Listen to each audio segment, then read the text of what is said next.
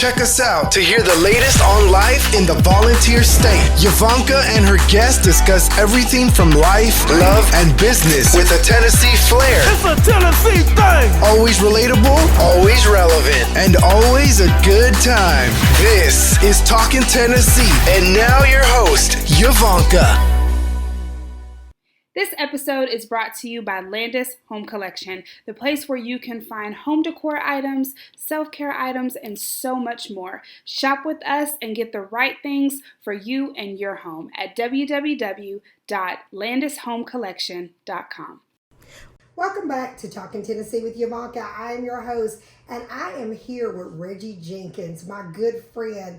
Oh my goodness, welcome. Thank you for welcoming me. Thank you for having me. Most definitely. It's a great platform. Yes, I love. Number one. We're claiming it now. There you go. So when it manifests, I was the one that said it. Y'all see why I want Reggie here. You see what I'm saying? When people believe in you and so into you, that's amazing. Yeah. Reggie, welcome here. Thank you. And I want you to be open and honest. Okay. And I want He said, I don't know other way.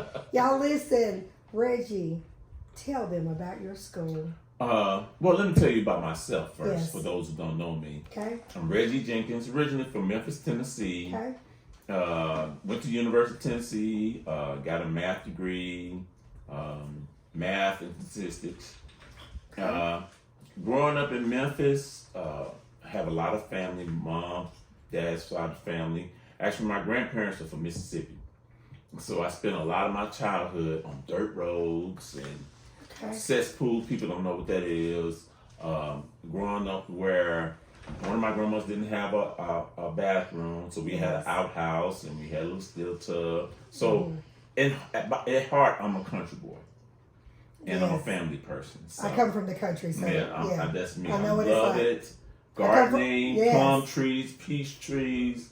That's who I am at heart. Yes, so. And that's what makes you happy. Mm-hmm. Yeah, because that's when we were raised the simple things should make you happy. Yep. You know, so no matter what you get in life, still remember the simple things. Mm-hmm. So, Reggie, so you grew up, raised in Memphis, okay? You went to UT. Yes, ma'am. How did you get here? That's a good question. How did you get here? So, like a lot of us, first generation college students, college graduate students, my mom and dad didn't know, whatever. A lot of the things I experienced, I had to learn myself and go out and get it. And so I went to a school in Memphis. It was Central High School, and a lot of my peers were going to college. Yes. I didn't know anything about college. And so one of my peers was like, hey, I'm going to UT. I said, well, let me apply there. And applied, got in, got a few dollars, and I came. Mm-hmm. And you know, really stepped out on faith. Yeah, I did. That's I was a child, like, I always wanted to live and travel and go places. Whatever. Most people, there's a stat in the United States that 75% of people only go like 20 miles from where they're born. I believe that. They don't venture that far out. I believe that. And that's not me. Yeah. I'm the 25% who will step out. And so I love traveling. So I wanted to go somewhere I didn't know a lot of people or whatever and just grow up. Yes. And so UT provided that for me. So when you got to UT and, Memphis versus UT is night and day. West Tennessee, East Tennessee is night and day. It totally is. Mm-hmm. And so when you got there, was it a shocker to you? It was a shock. It was a cultural shock. It was a shock. But UT at that time was a whole lot different than UT now. Okay. Because a lot of stuff was overt back then. They'll tell you how they felt about you. Yes. Yes. Now it's more covert, but yeah, it was a shocker. But the thing about it is, what I loved at UT at the time was there was a small knit of black people and small black faculty who took you in and loved on you. So when we was there, we all gravitated one another. We hung out with one another. I was at Hess Hall. So it was just us. That's what David said, because David, his experience of UT, he said it was like having your own little family. Yes, he said, because all the blacks hung out together, and it was like we looked out for each other. And he said, if we were going to a party or we were going to wherever, we all went, that type thing. And he said it was like a family. Yeah, it was. And, so to you, leaving Memphis and coming to Knoxville and going to UT, it was probably good for you to great. have that family base, even though it wasn't blood family. You know, and so once you started going through UT, what made you go down the path that you're on right now? I think I was in my lineage. My dad owned a barbershop in Memphis, and him going, and you know, a lot of things, you learn a lot of things from your parents subconsciously, because you're in that environment and you don't know it's picking that up. He was very like community oriented with the young people. He was cutting their hair, he knew it, grew them up, and so he was like an educator. You know, a lot of beauticians and barbers are psychologists. They do a lot, you know, especially black barbers and beauticians. They do a lot for the people they serve. They do. You know, and they don't do it consciously, but they do. It's like a ministry. It really is. It is. You know, because a lot of kids get in that barber chair, and even with the people that are bringing them to the chair, sometimes those barbers have to minister to those kids, minister to those young adults, and tell them, you can make it, you can do it, you can, you know. I remember going with my brother, you know, and Mr. Harold on University that cut everybody there. Yeah, I know Mr. Harold. RT, man. Wow, small world. Yes. And so my dad would drive from Hammer, because that's where I'm from. And every other Saturday, he would get his hair cut, him and my brother, and we'd sit there, and I'd hear all different kinds of stories. And, you know, I say this, and no disrespect to any race, but the black culture, the nurturing that we get when you have your parents involved. Everybody doesn't get this. Let me just say that. Let me make that disclaimer. But for the ones that do, it's unmatched. The wisdom, the nuggets of wisdom that they give you, and just life experiences that you hear in the barber shops, in the ice cream shops, in the delis. I mean, all the different places that my mom took me. I think back to them, and I'm like, I hate that my kids never get to experience that, because they don't have those type things, you know, anymore. Think about it. It's a different time period, you know, and a lot of people don't want people to say nothing to their kids nowadays, versus we come from a community. Think about it. They can't be around me, because that's a part of me. So if your child come up in front of me, I'm going to say something. See, that's me. Bring around me. That's me, because I'm old school too, and I'm like, okay, if I've got to be around your child, and if I have to listen to your child, then I should be able to say, can you please stop? I mean, you know, that type thing. But nowadays, a lot of people do not want their kids disciplined.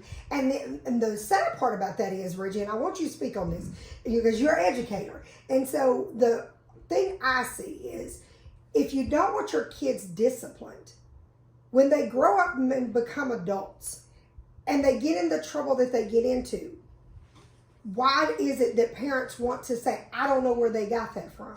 Or they want to sit and say, oh, I didn't raise them that way. Yeah, you did. Because you didn't never allow anybody to discipline them. You know, and yes, intervene. And I believe in the biblical way. You know, spare the rod, spoil the child. And so I'm like, okay, I want someone to tell my son, no, you need to stop doing that. I support teachers. I support principals, all that, because those people are with your kids sometimes more than you are. That's what I was just about to say. Sometimes more than you are. So I look at it that way, that it's like, okay, if you trust in sending your kid to this school, then you should trust that the educators in that school wants the best for your kids. Now, I'm not saying that there's not situations that there's teachers that just, they don't jive with their kid. It's like oil and water. Okay, I've got one right now with my son. And you know what we tell our son?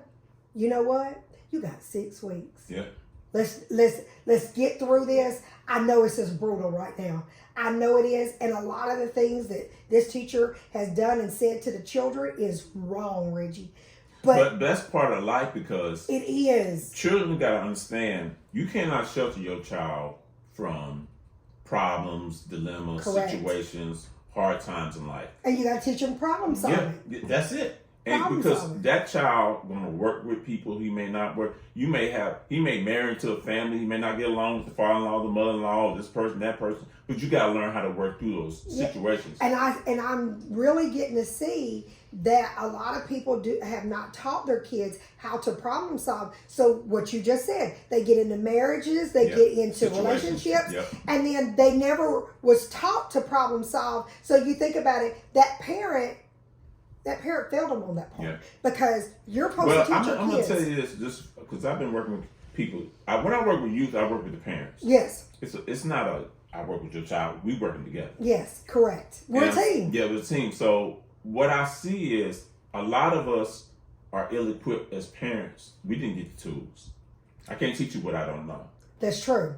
And then another major part in a lot of our parenting and as relationship, a lot of us are suffering from a lot of trauma that we never dealt with. Correct. And a lot of us parent based on that trauma. They take it relationships based on the trauma. Correct. A lot of people in trauma bonds, not relationships. They attract people who have similar stories. I agree with you. I agree with you with that. And I think the biggest thing, and I say this on my Facebook Live, is, everybody has been a victim of something in their life. But you have to get to a point of, I was the victim, now where do I go from here? Yeah. Because you can't stay there. And I'm not saying that's easy, because we all get in dark places. Yeah. We all get in places that we don't need to be. And there's a lot of things that we're not taught as a kid. Yeah. And, but we have to know that these mentors in the society, the mentors in your community, those mentors, the teachers, the churches, the different people like that, you may not have learned it from your mom and dad, but if you open up your ears enough and you allow Reggie to tell you something that can really help you, you may not go in a relationship in a way that you don't know how to problem solve. But if you never allow, if you say, well, I didn't get it from my parents, and you stay in that place, well, I didn't get it from my parents, and that's going to be my excuse for my whole life, is that I didn't get it from my parents. Because a lot of people will do that. They may have all these other people that want to teach them, how to navigate. It's like a baby in poop. It's comfortable.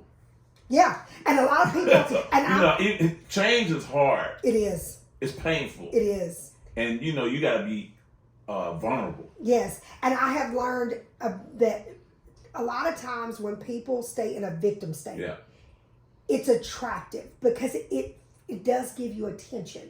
You see, when you're in a victim state, it may not be good attention. It may not be, I'm not saying good attention. Because there's good attention, there's bad attention. Yeah, you're right. But a lot of times, if say a child didn't get attention from their mom and dad, I had a kid tell me at 16 years old that it was a friend of mine that was going through a divorce, and his kid said to me, I said, how are you doing with the divorce? And he said, I'm doing wonderful.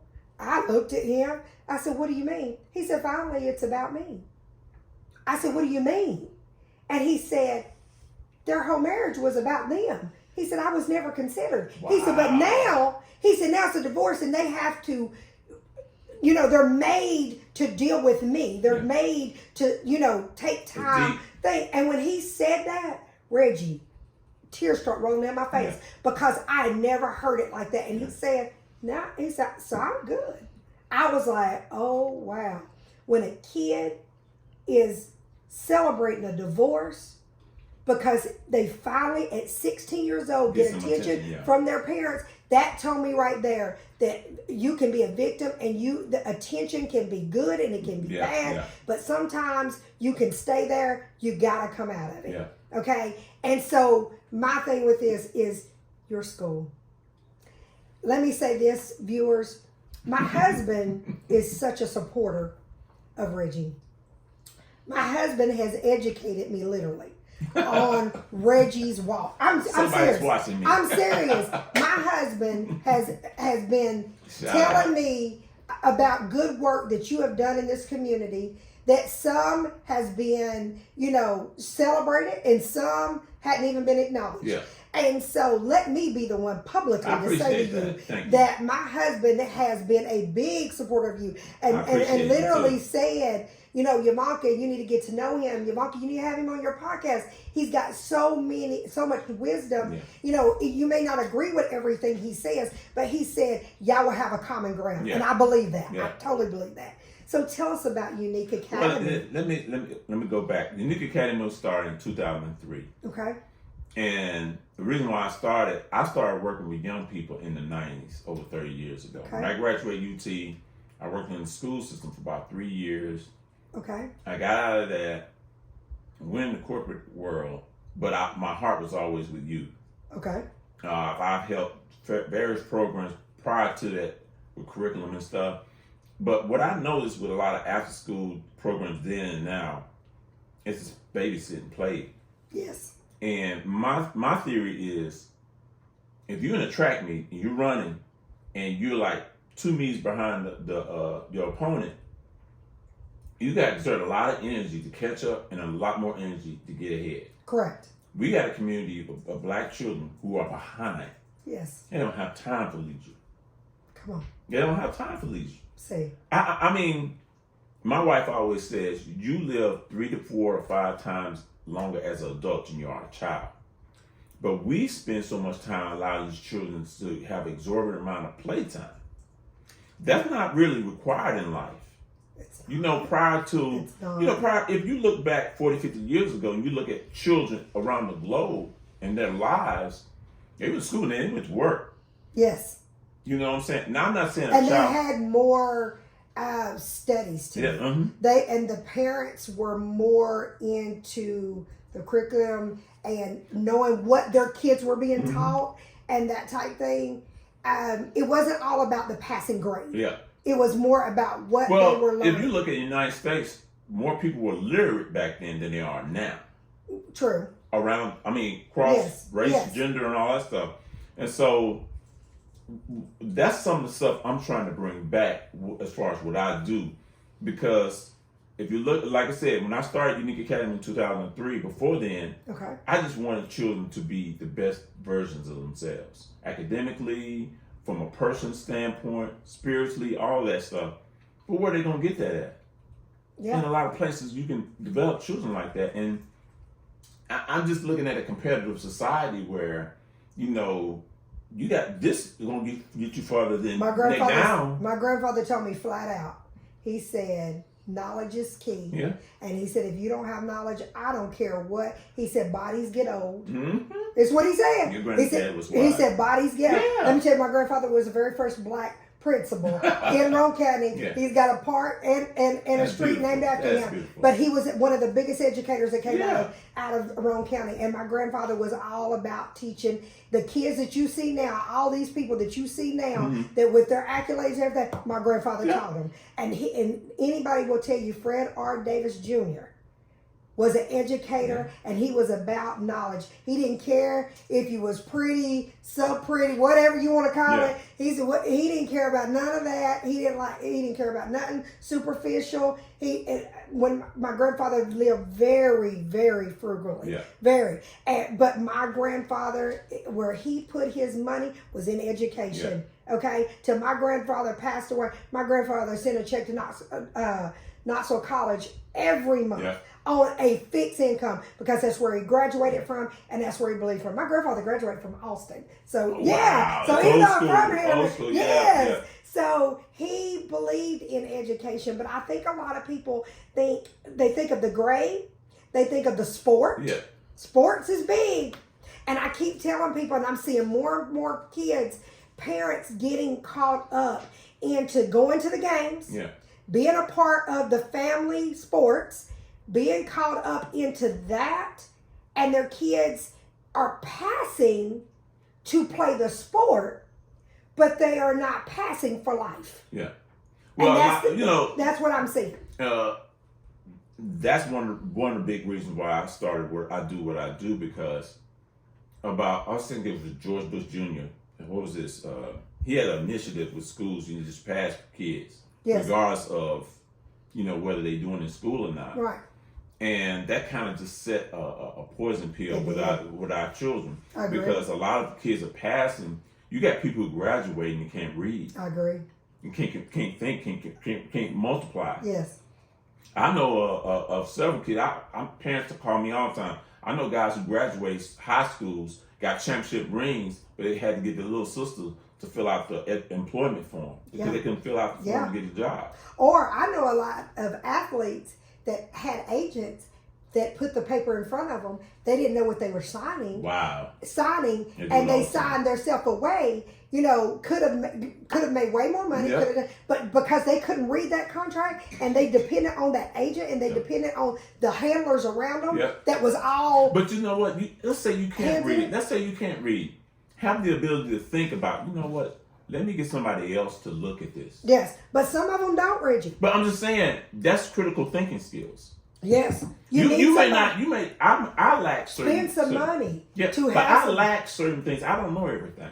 Yes. But what I do know is if I don't know it, I'm going to call you. I'm going to call somebody else. I'm going to keep somebody going to look at this. But see, some people get so prideful that they don't want to tell, I'm lacking in this area.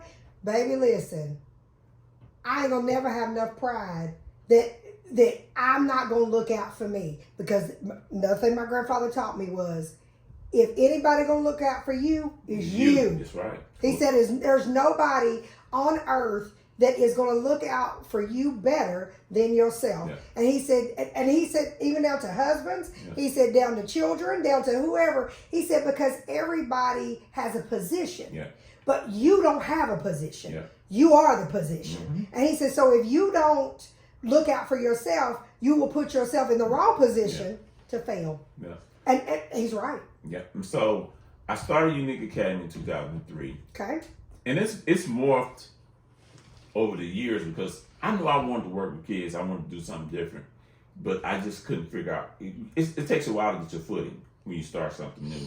And so I started off, and I worked with some boys, the after school program, and I got to give a shout out to the Knoxville Urban League because they housed me that was the first place they housed me. Yes. And so I was there, and I worked with them 2 or 3 days out the week, and then I would have these conferences, calling all males, calling all females, conference. I got to give another shout out to the BEC.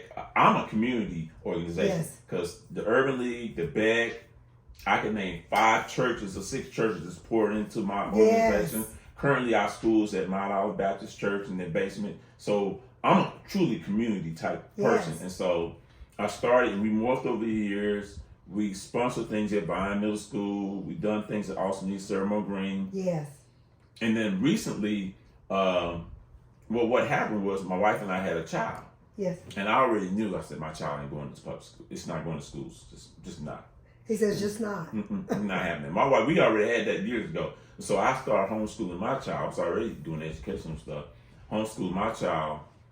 COVID hit. And so what really fueled my fire was, in Knox County, children didn't go to school 6-7 months out of the year that year. Yes. Now, I'm from Memphis, so I'm calling my niece. She's in Memphis. Within 2 weeks, they was in Zoom. Calling people in Davidson County, Zoom. DC, Zoom. I got a friend, Joy, she's an educator, Zoom. In April, they was on. We just serving food and doing this stuff.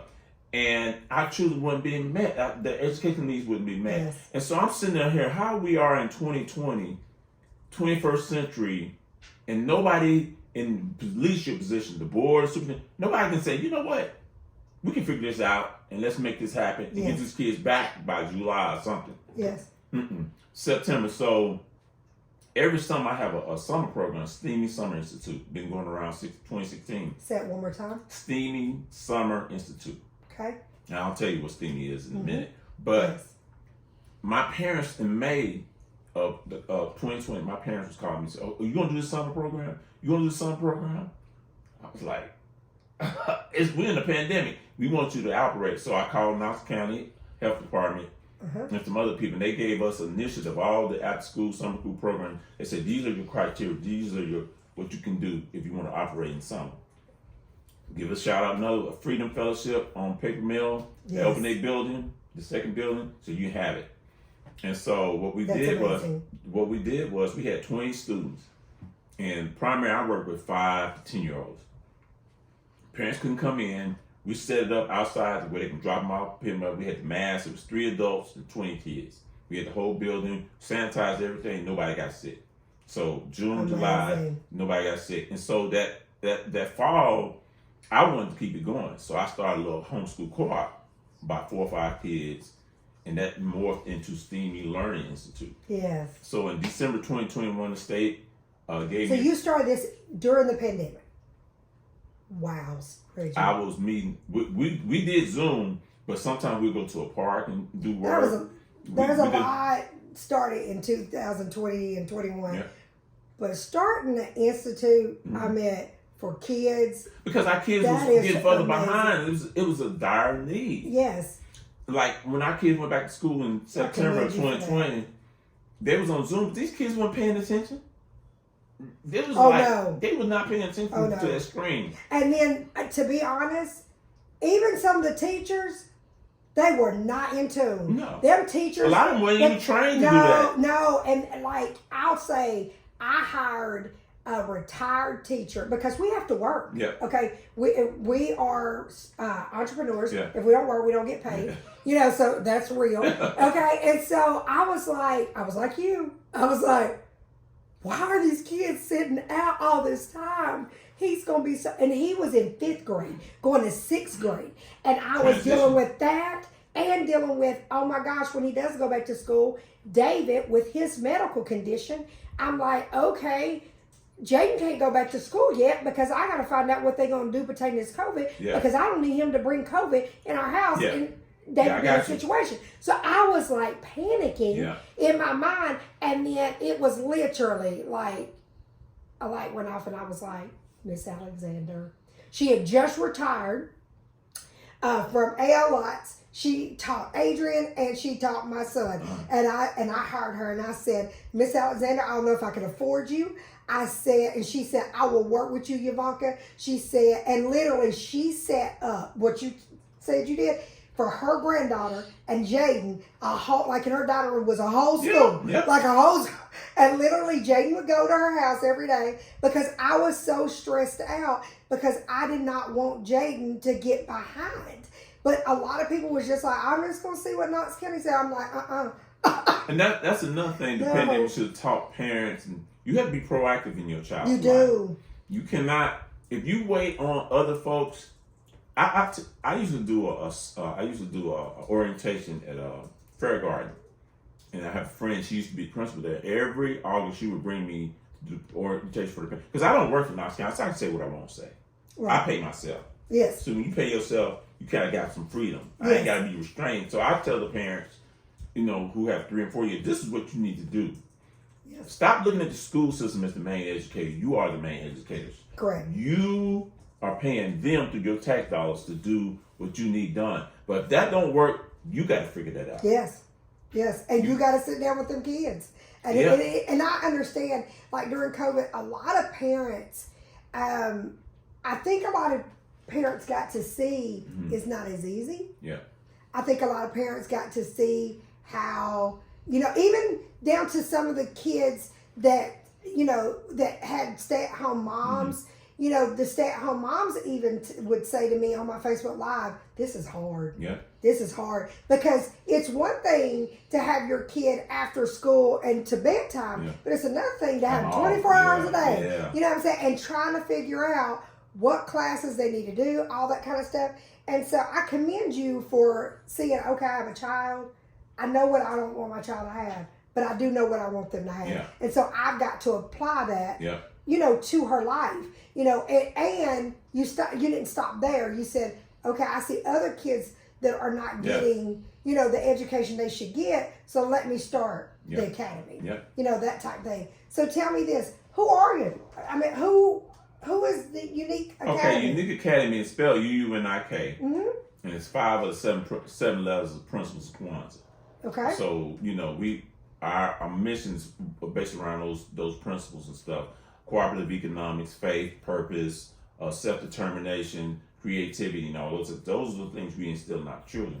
Okay. So it was established in 2003. Our mission is to assist in the holistic development of African American youth in order to produce responsible adults. Okay. Basically, I want men and women who are responsible, respectful, who are leaders, who are geniuses, who are problem solvers, innovators. Mm-hmm. And so We have UUNIK Academy, which is the nonprofit, which is the house.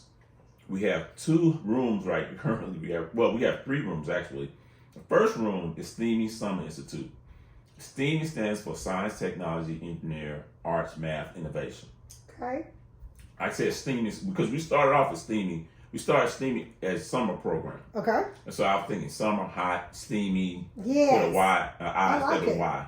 I like it. And then STEAM is now in the future. Okay.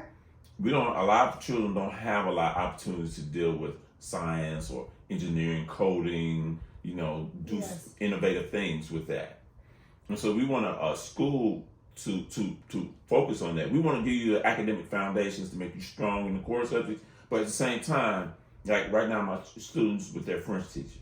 I got a piano teacher. Oh wow. I'm recruiting our children take a coding class. And this is elementary age kids. I partner with UT, the agricultural department. It's a young lady from agricultural department. She teaches gardening. And so I got her I heard her all this whole school year, and she signed up for next school year. So I want them to learn, because elementary school, they don't put all this stuff in there. Yes. They took out music. So you're trying to teach them things that they would deal with later on in life, gardening and all that. That's good. Anything I'm going to put, I'm going to get we used to have home ec. They don't have home ec, and I'm putting that in the middle school. Home ec was everything. Yes. Home ec was everything. So, all that stuff. Woodworking. That's why so many people right now probably don't know how to cook, because if they had home ec like we had. You gonna learn something? Yeah. It was everything. Man, I made everything. Now I'm gonna just tell you, I didn't learn, even though I was in home ec. I did not learn how to sew. It's because I didn't like it. I didn't like it either. I didn't like it. I was terrible at it. Yes. I was terrible. Yeah. My grandmother. I remember used the to jumpsuit I made. I was like, ugh. Yes. So that's the one thing. Home ec, I learned how to cook, and I can cook. That's why I got a cookbook and seasons and all that out there now. But when it comes to sewing, I can't. I had to depend on somebody else. If you didn't have the class, you didn't know what you're good at, what you're not good at. So I want to institute, and we're a private school. Yes. And so I want to institute. I want to go beyond what somebody's telling this child can and cannot do. So you need people about your school. You need more people to help volunteer and help bring their craft to your school. Yeah, and I pay it. I'm like, no, I'm the type of person. Look, are y'all listening? I look for volunteers, but if you have a special skill set, yes, tell me the price, and my job is to go get this money and make sure you will compensate, because we got to compensate each other. Did y'all hear that? Let's go back a little bit, okay? Everybody doesn't want somebody to work for free. Okay? Did you hear what he said? He said, I will go tell me what what you're wanting to be compensated, and if it's reasonable and I can see the vision, I'll go out there and I will make it happen. Yeah. And I love that, because I will say, as a Black-owned business, as a entrepreneur, we give a lot to community, and we always will. But sometimes it gets old of people thinking that we can donate everything. We can give away everything. People, even with our new business, people say, well, it will be great for your business, to, donate your their selfie machine so you can get the exposure. But if I can't pay my employees, exposure is not going to help me one bit. Okay? And stop asking brand new businesses. Let them grow. And that's a big thing. I'm gonna tell you, I'm a nonprofit, but I think like a business. You have to. And because most nonprofits, because you have bills. Okay, yeah. Most nonprofits, the way nonprofits we operate is people, you ask, you go to grants, donations, that stuff. I think more in terms of business. And so I'm creating curriculum. I have I do this outdoor festival every summer. I'm thinking things of what can I bring to the community to if you spend money with me, what are you gonna get back? Yes. So I want a win-win situation. And I tell people about relationships. I said relationships are not made to be one-sided. It's supposed to be two-sided. Benefit both people. And you shouldn't go in there like, what am I getting? But at the same time, what value do I bring? A natural, both sides get something naturally. Not, okay, I'm over here trying to be opportunist. No, I think that it's to the point that you need to know that you're in it together, you know, and I for want the greater people to good. realize that when you run a nonprofit or a business, people money is valuable to them. It is. So to get somebody to give you their money, you got to appreciate it. It is. You got to do what you say you're going to do. And, you know, you got to make that effort. Like right now, I'm teaching my young people how to write letters. That's good. And so one of the letters, a couple weeks ago, they've been doing it for about 3 weeks. The first letter they sent to one of their loved ones they care about, and they sent it out of town. This week, the letters are going to sponsors, people who poured into UUNIK Academy. Because they're like, what are you doing with the kid? Well, I'm going to show you through the letter. So you get a personal letter from their children. They mail it. They do all that thing. So that brings value to those who've already supported me. And when people can see, I'm like this, I don't support any organization, in any foundation or whatever. If I don't see you pouring it back into the community, I won't support you. I don't put my name on, you know, some people put their name on everything. My name is valuable. It's valuable to me. You know what I'm saying? So I don't want to, you know, I wouldn't brought you over here if I didn't believe you. You know what I'm saying? In you, because I want people to know that the people that I surround myself with and the people that I showcase and feature, I believe in them. I'm not getting paid to do it. I believe in those people, and I want them to go up when I go up. You know, that type thing. So tell me this. When it comes to men and women, what's the difference? Women are nurturers. Women, because like women don't think about just themselves, they think about their children, especially because y'all have the ability to have children. So you think about things around you. A lot of us guys are self-centered and selfish. It's only brought to our attention. If we were nurtured through women, we would see things different. But because we in a society is mostly patriarchal, a lot of guys think they're this dude and they can do it by themselves. They can't see it. See, I think different because the men in my family were instrumental, but my soul food came from both my grandmamas, my mama, my aunts. Like we was talking about barbershops and beauty shops earlier, but people who know me, people know I don't even get my hair cut when I do it myself, but people that know me, some of my best conversations when I go to beauty shops.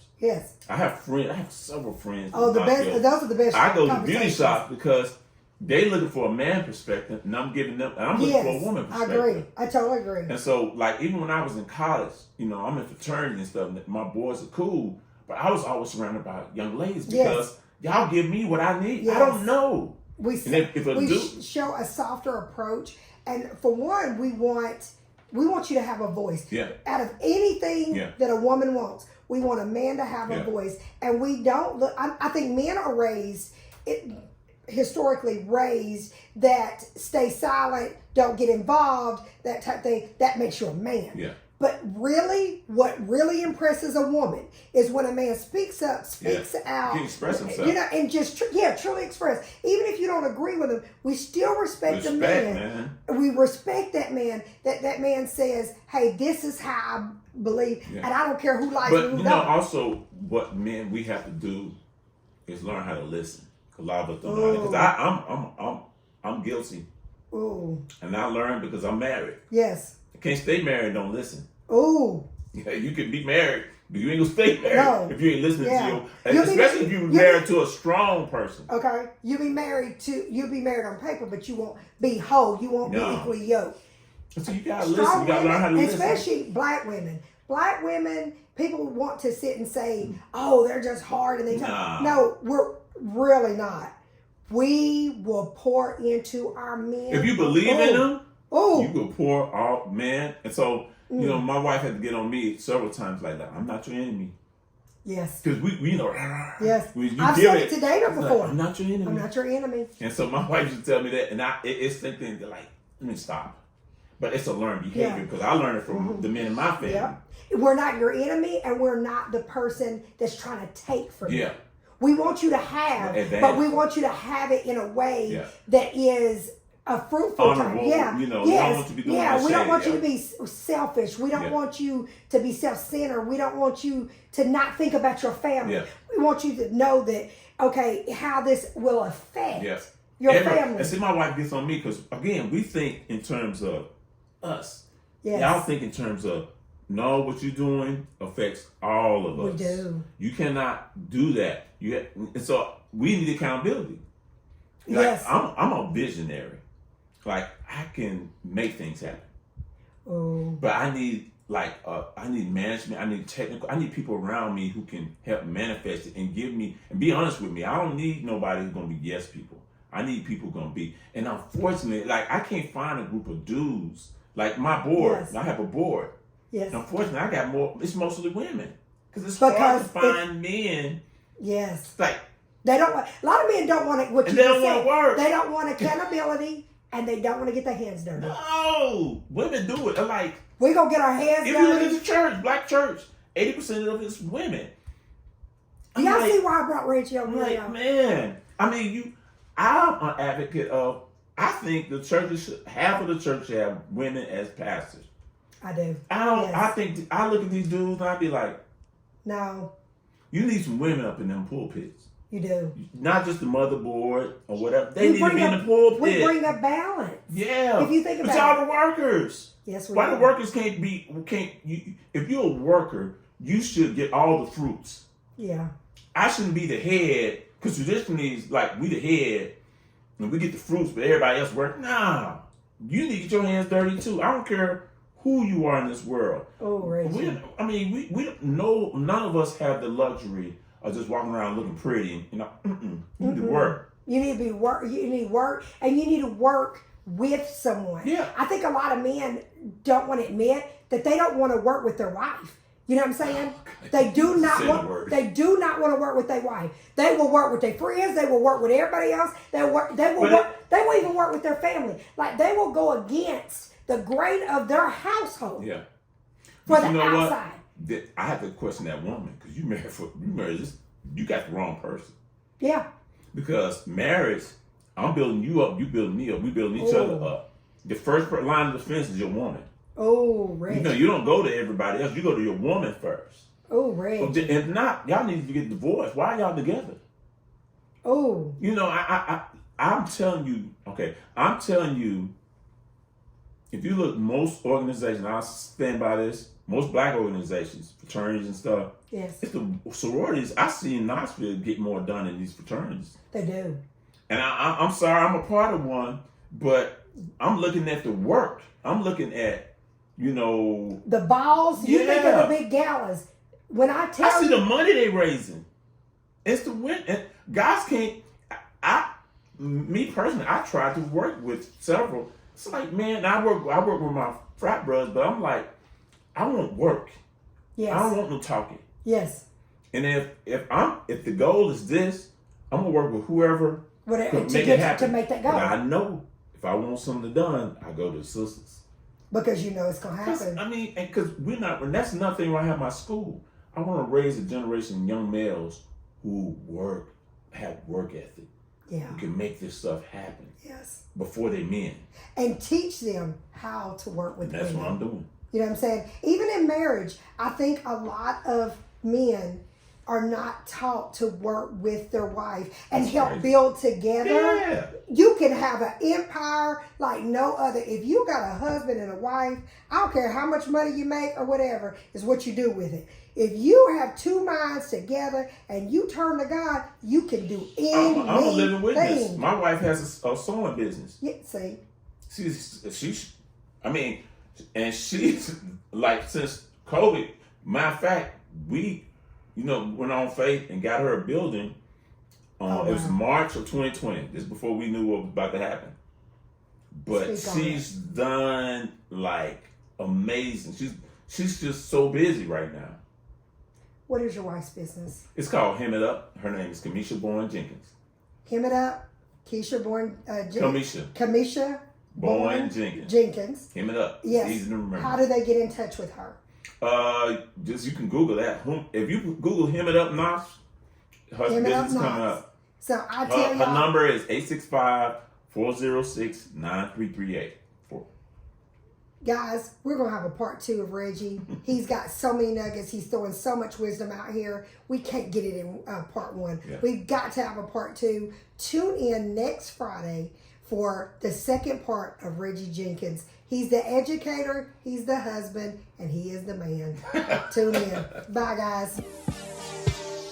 Thanks for listening to Talkin' Tennessee with Yvonnca. Watch out for our weekly episodes from the First Family of Real Estate and check us out on the web, www.YvoncaSalesRealEstate.com. See our videos on Yvonca's YouTube channel or find us on Facebook under Yvonnca Landes and Twitter at Yvonnca Landes. And don't forget to tell a friend about us. Until next time, Yvonnca signing off.